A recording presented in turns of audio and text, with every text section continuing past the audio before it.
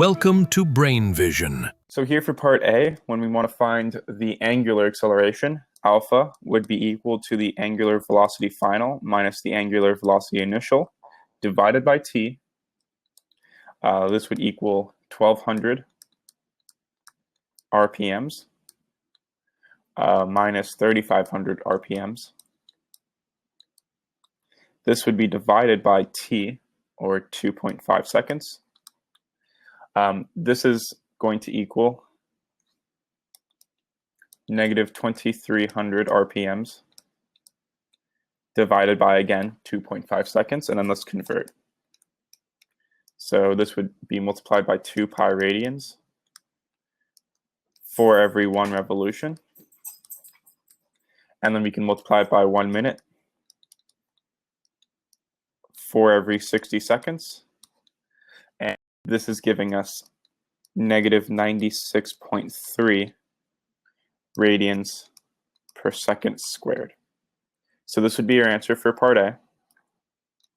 For part B, we want to find the angular displacement during this time.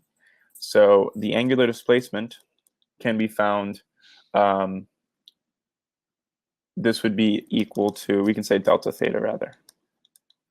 The change in angular displacement would be 1/2 times omega initial plus omega final multiplied by t. So essentially the average angular velocity multiplied by the time that the angular acceleration is being applied. So this would be equal to 1/2 multiplied by 3500 RPM plus 1200 RPM multiplied by 2.5 seconds.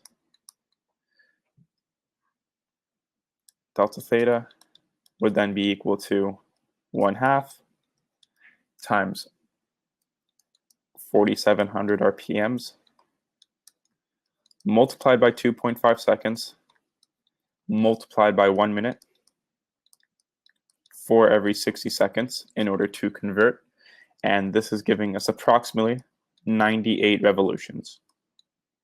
This would be our answer for part B. That is the end of the solution. Thank you for watching.